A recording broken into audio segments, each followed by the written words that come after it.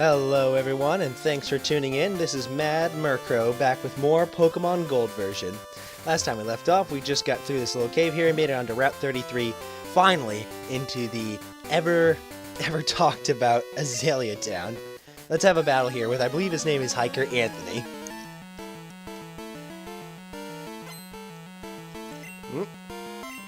Yep, and his name's Anthony indeed. I honestly probably should have sent out, where is he? There he is, Bellsprout.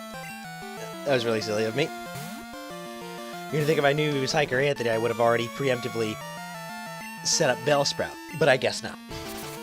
Luckily, he just missed us with that rock, though, because I don't think Bellsprout honestly would have held up to that. His physical defense isn't exactly really good. And level 13 for Bellsprout, because he's just gaining levels like a madman. Yeah, see, look, his defense is only 16. That's not very good. Ooh, a Machop. That's going to be interesting. Let's go ahead and switch back to Quilava. Machop can be pretty tough. They're kind of like Geodudes. They have really high physical attack and physical defense. Fighting Pokemon can be pretty deadly in the beginning of the game. Oh, come on, Quilava. See, watch. Oh, no. Probably because he used Low Kick. Low Kick does more damage the heavier Pokemon is, and Quilava's not really a heavy Pokemon. That would work. That would absolutely destroy, like, say, like a Snorlax or something. Speaking of Snorlax, in case anybody was wondering, I do plan on doing a full playthrough of the game, going through not just all the gyms in Johto, but moving on forward all the way through the Kanto campaign as well in the second half. So let's make our way into town here. Who's this mysterious fellow? It's unsafe to go in there, so I'm standing guard. Aren't I a good Samaritan? I guess so. Can't argue with that. Slowpoke's yawn ended a drought 400 years ago. Wow. Can't believe we have such good records of history, but such shitty scientists that we don't even realize that Pokemon come from eggs until now. So let's heal up. And we'll move right on to our next objective.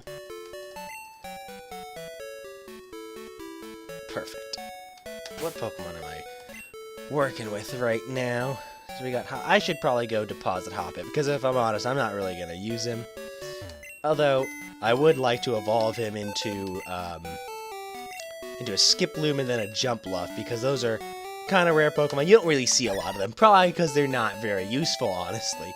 But it is what it is. And like I said, I do have a thing for getting rare Pokemon. Let's try and go right for the gym.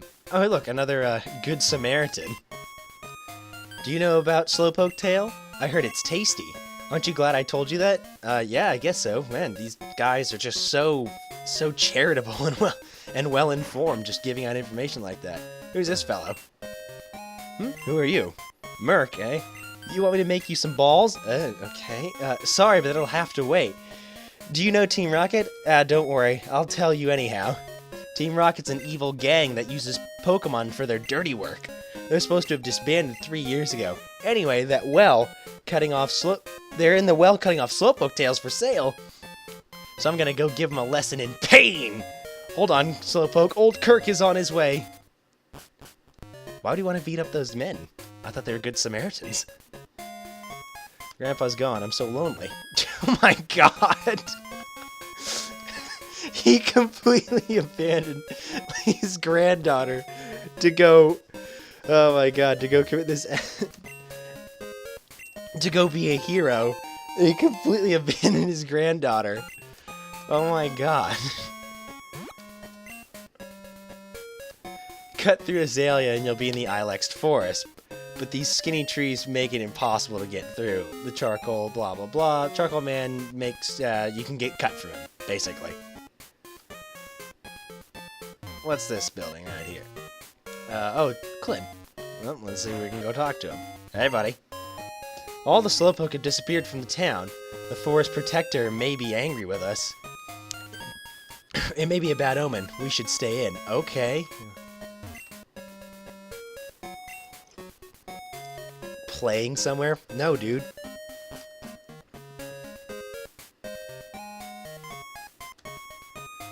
Oh, we got the Pokemon there. Let's go check on Kurt. Let's see how his little talk went with our so-called Good Samaritans. Oh, look, he's gone. I guess he must have had a nice conversation and convinced him to take his business elsewhere. Oh, hey, Kurt. Hey there, Murk. The guards up top took off when I shouted at them, but then I took a tumble down the well. I slammed hard down on my back so I can't move. Rats. If I were fit, my Pokemon would have punished them. That can't be helped. Murk, show these guys how gutsy you are in my place. So you fucking fell down the well? Aren't you a grandfather? I'm surprised I didn't fucking kill you. Jesus Christ, dude. Darn, I was standing up top when some old coot yelled at me. He started shouting at me so much that I fell down here. I think I'll vet my anger by taking it on you. That's not healthy, dude. Wouldn't you rather just talk about it? Rocket Grunt, I thought he was a good Samaritan, though. Alright, that joke's over. So here we have our first encounter with Team Rocket, who, as were mentioned before, were thought to have broken up after the events of Red and Blue, when the main character of that game took out Giovanni, not once, but twice, because it turns out that Giovanni was running the final gym in Viridian City, which is why he's never there. Lazy bastard. I mean, if you're gonna front a criminal organization and run a gym, you should at least make appearances at the gym so that people don't, know you might be running a criminal empire on the side. This is not my day. Tell me about it. Hey there. Stop taking tails. Yeah, just try and defeat all of us.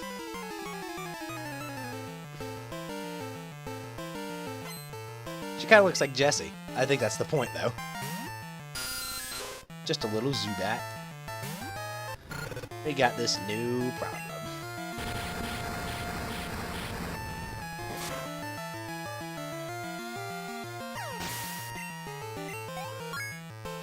Nice. Now I think soon, Quilava will learn another attack, which will be Quick Attack, which I believe I talked about in one of the earlier episodes. It's a move that will pretty much always allow us to attack first. It's a little bit stronger than Tackle. I believe it has like 40 power, where Tackle has about 35. But it has an added bonus, like I said, of allowing us to attack first. Unless the other Pokemon also uses Quick Attack or a move like Extreme Speed, if that move exists in this game yet, and if their speed were to be higher. Sweet, a Super Potion. And as you might be able to guess, a Super Potion is better than a Standard Potion. Where a Standard Potion heals 20 points, a Super Potion will heal 50.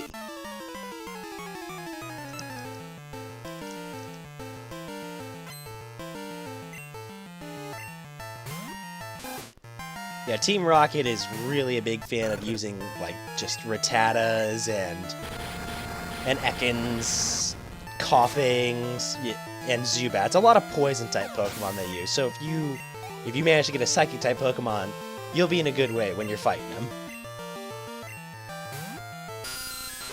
I do plan to try and get a Psychic-type Pokemon. I'm going to try my best to possibly get an Espeon. That would require us getting a high enough friendship level with an Eevee, though. So it's going to be a little bit harder than just, say, trying to pick up an Abra and make that into a Kadabra. And it's pretty much impossible for us to make it into an Alakazam because we can't trade on Emulator. And, isn't that... I sound like a broken record, honestly.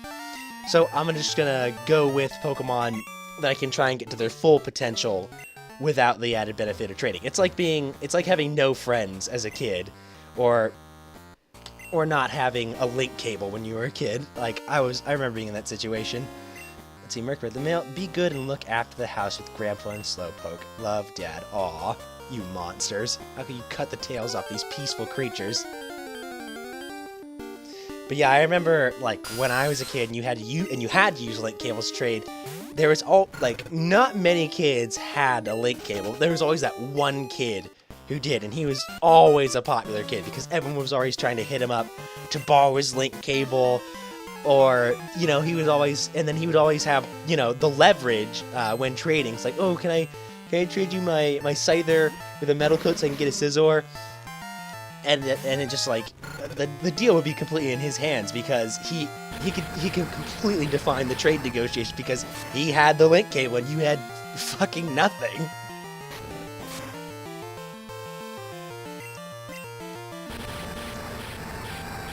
So here we kind of got like the boss grunt.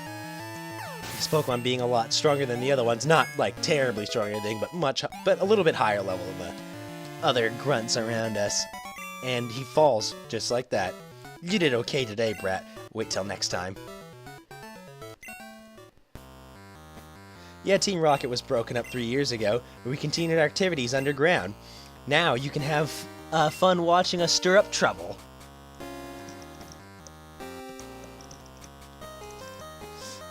Way to go, Murk. Team Rocket has taken off. My back's better too. Let's get out of here. I have the distinct feeling that your back wasn't, doing that bad anyway. Hey, Murk. You handled yourself like a real hero at the well. I like your style. I would be honored to make balls for you, for a trainer like you. This is all I have for now, but take it. So, Kirk has the unique ability in the game to make special Pokeballs, as he just mentions, from apricorns, which you find on trees, and you bring them to him. Different colored apricorns he'll turn it into a Pokeball. So we just give him this white apricorn. When we come back the next day, an actual full 24 hours, he will have an interesting Pokeball for us. So what he just gave to us was the Lure Ball, which is a Pokeball that makes it easier to catch Pokemon that were that you pulled up on a fishing rod.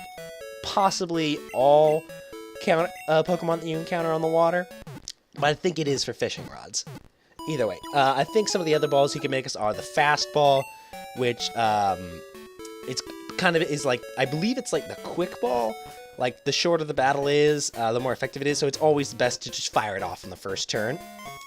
And the other one is the Heavy Ball. Like, the heavier the Pokemon is, the better it is to catch. So once, like, if you were to try and catch a Snorlax, which is like the heaviest Pokemon at the time, it'd be really good for that. And since we have kicked Team Rocket out of town, all the happy Slowpokes have returned, and they have pretty much nothing to say. I mean, they're probably traumatized from being kidnapped and having their tails cut off, but, let's move on. Let's move on right into our next gym, which is a Bug-type gym, and for us, that's great, because we're just going to completely destroy this place. Hi, are you challenging the leader? No way. Yeah, because Bug-type Pokemon are just they just get destroyed by Fire-type Pokemon. I've never...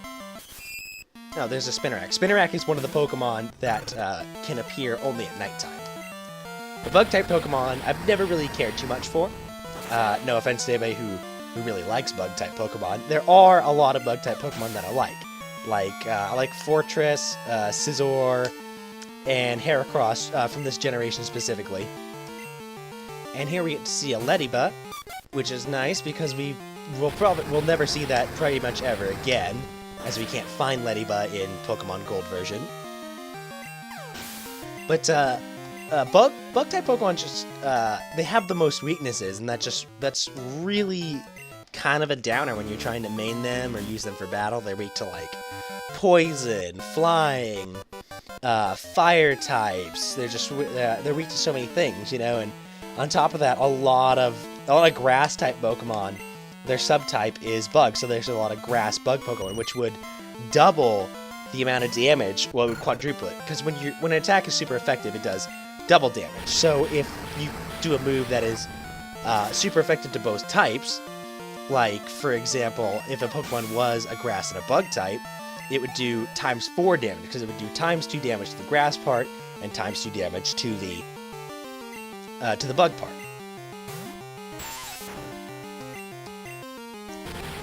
So for me, that doesn't make Bug-type Pokemon all too useful in my book. They tend to be Pokemon that are really good at inflicting status conditions like paralysis, sleep, and poison and things like that. And if that's the style of play that you go for, more power to you, honestly. It's just, it doesn't really work with the way I like to do it. I just like to just completely bowl over enemies. I just like to absolutely destroy shit.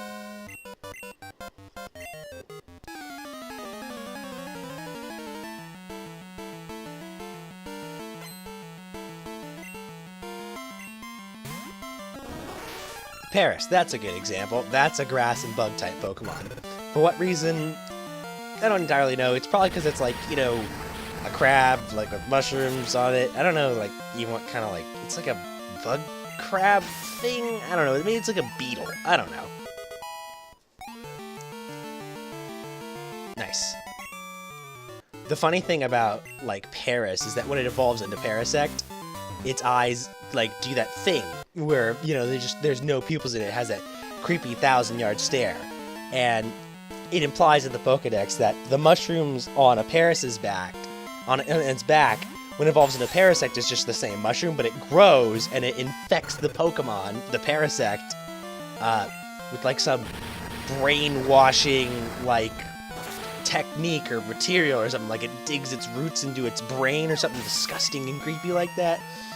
So a lot of people wonder, like, is Paris and Parasect, is it the mushrooms living on the creature, using the body as some sort of, like, zombie host?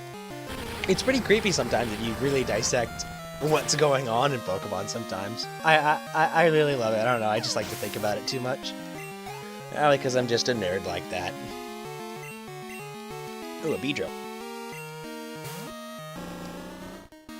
Beedrill's a pretty intimidating looking Pokemon, but it evolves from a Weedle and a Kakuna at, like, level 10, which traditionally means that it's not really a strong Pokemon. It's just kind of fierce looking.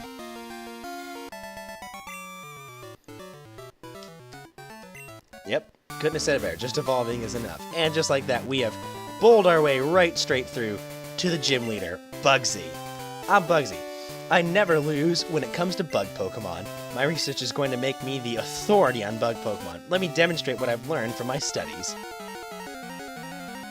But you become a better... You don't have a lot of competition. All the scientists in this world are just complete shit at their job. And he opens up strong with a Metapod.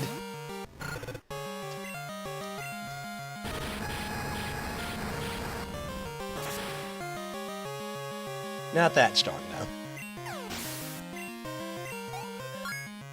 Nice, level 20. So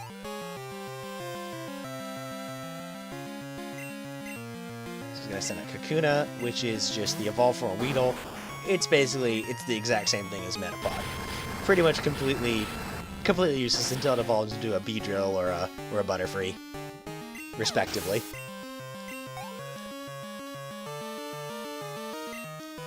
Alright, now here's the really cool part. His signature Pokemon is a Scyther. I freaked out when I was a kid that he had a Scyther. I thought Scyther was, like, one of the coolest Pokemon. He probably still is. Scyther's, again, one of those bug-type Pokemon that I really do like. Because he's just awesome looking. Like, he has giant sickles for arms. He's like really, it's like a 4'11" tall, like, bug with blades for arms. Like, how does it get cooler? I pretty much thought it didn't get cooler until you see its evolved form in this game, Scizor. And I've already gushed about how awesome and, like, cool I thought Scizor was. But just like that, we bowled right over him and received our Hive Badge. No problem whatsoever. You know the benefits of having the Hive Badge? If you have it, Pokemon up to level 30 will obey you. Pokemon that know Cut will be able to use it outside of battle too. Here, and he wants us to have this. TM49. Fury Cutter. It's a move that it gets a little bit stronger every time it hits consecutively, but if it misses, the damage counter resets. Kinda sucks, but it does have a pretty good tendency to hit, except the more it hits, I feel like the more it has a tendency to miss, pretty much just to screw with you. So let's head over here, and let's go ahead and heal up.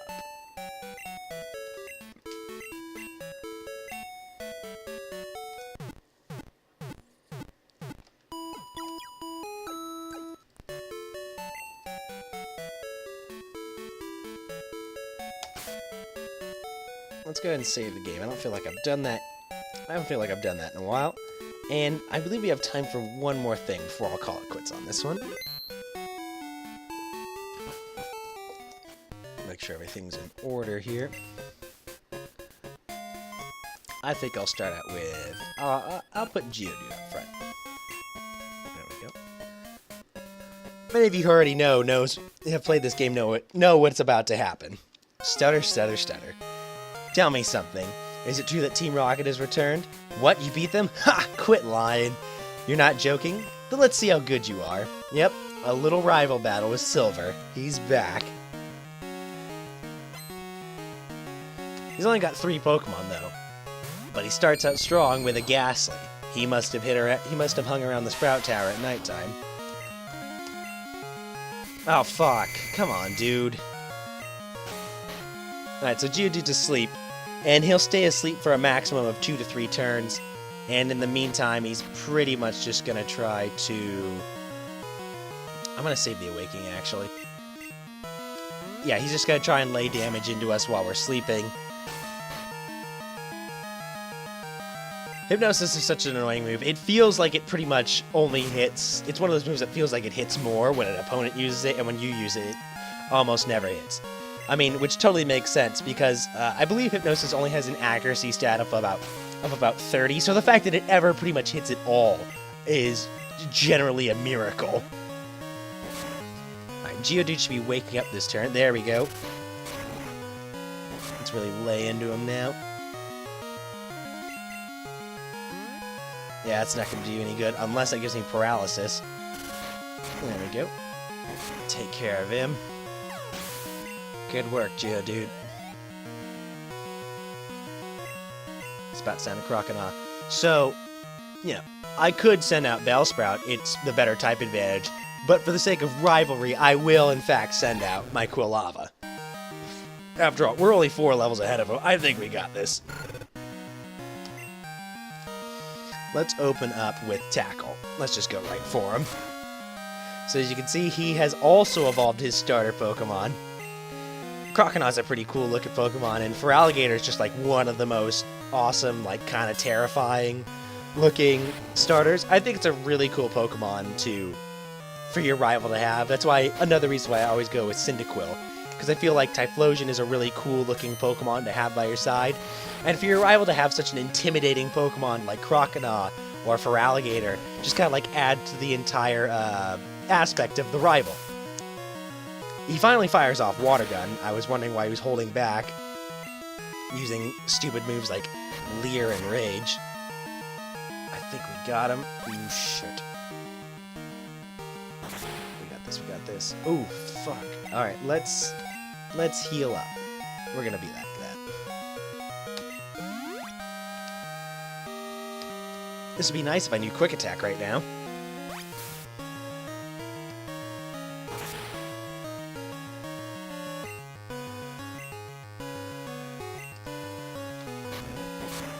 That should do it. Oh, come on.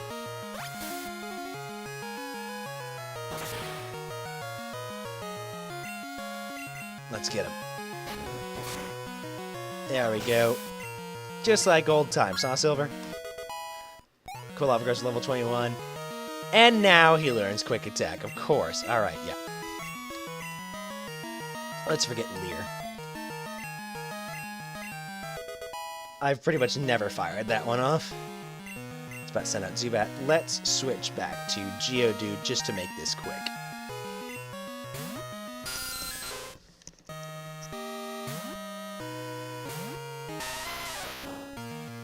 One rock throw ought to do it. Or I could miss. I could completely miss and then get hit with Supersonic. Just to make this battle last a little bit longer. You're fighting an uphill battle here, Silver. Oh man, that was pretty effective. Don't hurt yourself, Geodude, you fucker. Come on, dude. There we go. Alright, you got this, man. You got this. You just have to hit him with one rock throw. Just one rock throw, please. Oh, come on. Maybe this is why I never used Zubat. Because he's so annoying to fight. Fine, you asked for it. Just get him, Quilava. Now that really blows. I was hoping to end this quickly, and all I did was prolong the battle.